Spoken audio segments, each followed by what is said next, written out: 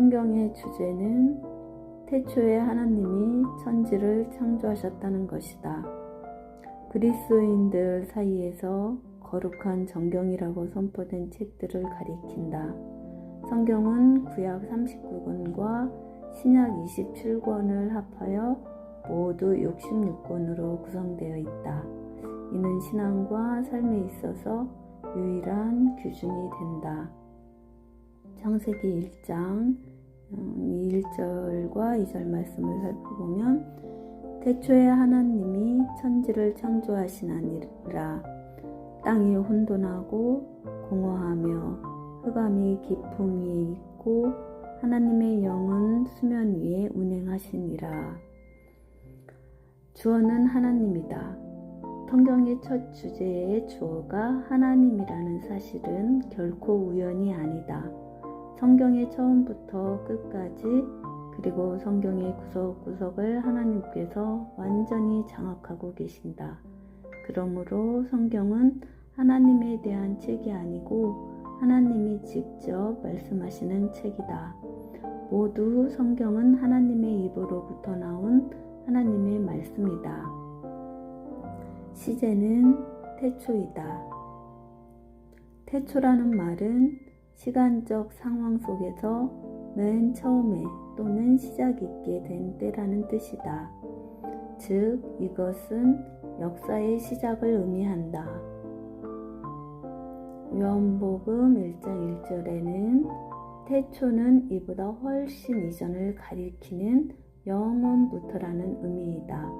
결국 하나님이 태초에 천지를 창조하셨다는 것은 천지가 하나님에 의해 그 시작을 갖게 되었고 그 끝도 있다는 것이다. 내용은 천지를 창조하셨다는 것이다. 우주와 지구와 인류의 기원에 관한 여러 학설이 있다. 그러나 성경은 그 모든 것을 하나님이 창조하셨다고 단호하게 선언한다. 창조란 말은 아무것도 없고 무질서한 상태인 무에서 유를 만들어내는 것으로서 생명체를 만들 때, 인간을 만들 때도 역시 사용된 단어이다. 이 성경의 첫 주제를 믿음으로 받아들이는 것이 신앙의 첫 출발이다. 창조라는 것은 무에서 유를 만드는 하나님의 행동, 즉 아무것도 없는 데서 천지 만물을 있게 하신 하나님의 사역을 이끌는다. 우리는 그 창조하신 것을 이용하여 무엇을 만들 뿐이다. 우주 만물의 창조 원리. 창세기 1장에서 보면 3절에서 25절을 보겠습니다. 하나님이 이르시되 빛이 있으라 하시니 빛이 있었고 빛이 하나님 보시기에 좋았더라. 하나님이 빛과 어둠을 나누사 하나님이 빛을 낮이라 부르시고 어둠을 밤이라 부르시니라. 저녁이 되고 아침이 되니 이는 첫째 날이니라. 하나님이 이르시되 물 가운데 궁창이 있어 물과 물로 나뉘라 하시고 하나님이 궁창을 만드사 궁창 아래의 물과 궁창 위의 물로 나뉘게 하시니 그대로 되니라. 하나님이 궁창을 하늘이라 부르시니라. 저녁이 되고 아침이 되니 이는 둘째 날이라.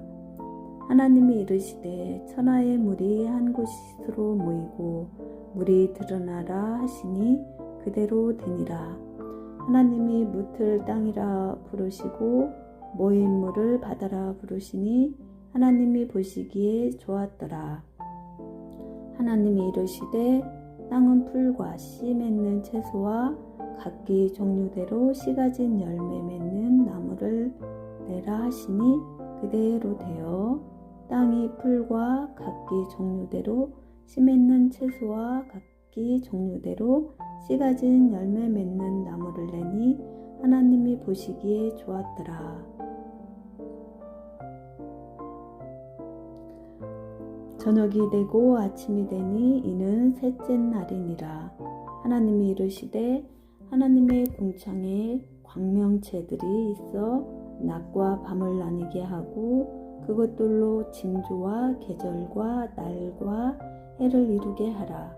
또 광명체들이 하늘의 궁창에 있어 땅을 비추라 하시니 그대로 되니라. 하나님이 두 큰 광명체를 만드사 큰 광명체로 낮을 주관하게 하시고 작은 광명체로 밤을 주관하게 하시니 또 별들을 만드시고 하나님이 그것들을 하늘의 궁창에 두어 땅을 비추게 하시며 낮과 밤을 주관하게 하시고 빛과 어둠을 나뉘게 하시니 하나님이 보시기에 좋았더라. 저녁이 되고 아침이 되니 이는 넷째 날이니라. 하나님이 이르시되 물들은 생물을 번성하게 하라. 땅 위에 하늘의 궁창에는 새가 나르라 하시고 하나님이 큰 바다 짐승들과 물에서 번성하여 움직이는 모든 생물을 그 종류대로 날개 있는 모든 새를 그 종류대로 창조하시니 하나님이 보시기에 좋았더라. 하나님이 그들에게 복을 주시며 이르시되 생육하고 번성하여 여러 바닷물에 충만하라. 새들도 땅에 번성하라 하시니라. 저녁이 되고 아침이 되니 이는 다섯째 날이니라. 하나님이 이르시되 땅은 생물을 그 종류대로 내되 가축과 기는 것과 땅의 짐승을 종류대로 내라 하시니 그대로 되니라.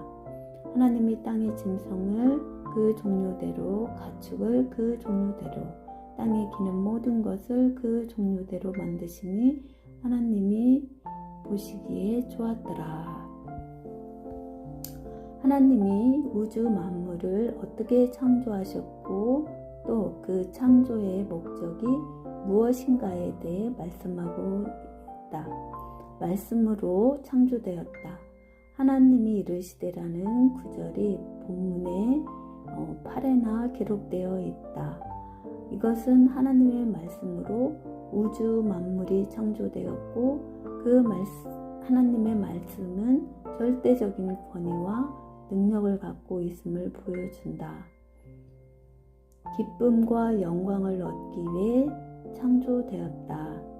하나님이 보시기에 좋았더라라는 구절이 창세기 1장에서만 7번이나 사용되었다. 하나님께서는 자신의 기쁨과 영광을 위한 목적으로 우주 만물을 창조하신 것이다.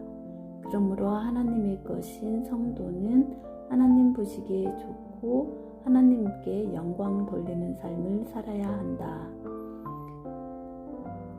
인간을 위한 준비로 창조되었다. 하나님은 공허하고 무질서한 상태에서 인간을 내지 않으시고 모든 것이 완벽하게 갖추어진 마지막 단계에서 인간을 창조하셨다. 하나님은 우주 만물 그 어느 것보다도 인간을 귀하게 여기시며 인간에게 날마다 풍성한 것으로 채워주시는 은혜를 베푸신다. 피조물인 우리는 창조주 하나님의 창조 목적에 부합한 삶을 살아야 하겠다. 인간을 구성하는 요소가 무엇인가에 있어서 신학은 혼과 몸의 이 분론을 주장하기도 하고 혼과 영과 몸의 삼분론을 주장하기도 한다. 인간의 고귀함. 창세기 1장 26절에서 28절 말씀을 살펴보겠습니다. 하나님이 이르시되 우리의 형상을 따라 우리의 모양대로 우리가 사람을 만들고 그들로 바다의 물고기와 하늘의 새와 가축과 온 땅과 땅에 기는 모든 것을 다스리게 하자 하시고 하나님이 자기 형상 곧 하나님의 형상대로 사람을 창조하시되 남자와 여자를 창조하시고 하나님이 그들에게 복을 주시니 하나님이 그들에게 이르시되 생육하고 번성하여 땅에 충만하라. 땅을 정복하라. 바다의 물고기와 하늘의 새와 땅에 움직이는 모든 생물을 다스리라 하시니라.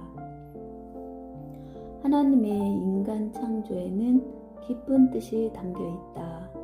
왜 하나님께서는 인간을 가장 뛰어나게 창조하셨을까? 인간이 창조된 때, 그것은 하나님의 창조 중에서 가장 마지막이다. 이 사실은 모든 피조물들이 인간을 위한 도구로서 만들어졌으며 인간이 창조의 중심이며 클라이막스라는 것을 깨닫게 해주는 것이다. 또한 여기에서 인간의 필요에 대한 하나님의 관심과 준비가 얼마나 치밀하고 완전한가를 보게 된다. 인간의 가치. 인간이 다른 피조물들과 분명하게 다른 것은 인간은 신적 협의에 의해 하나님의 형상대로 창조되었다는 것이다. 이것은 인간이 얼마나 고귀한 존재인가를 말해준다. 하나님의 형상이라 함은 하나님의 영적, 도덕적 본성을 의미한다. 그래서 인간만이 하나님과 영적 교제를 가질 수 있다. 인간의 사명. 진화론에서는 인간이 지구상 아무 곳에나 우연히 나타난 것으로 보며 실존주의에서는 인간은 던져진 존재라고 한다. 그러나 성경은 분명히 하나님께서 인간에 대한 계획을 가지고 인간을 창조하셨음을 강조한다. 인간을 책으로 존재로 만드셔서 다른 모든 피조물을 다스리도록 하는 문화적 사명을 주신 것이다. 성도는 그리스도의 피로 구속함을 받은 보배로운 존재임을 인식하여 그 사명을 잘 감당해야 할 것이다.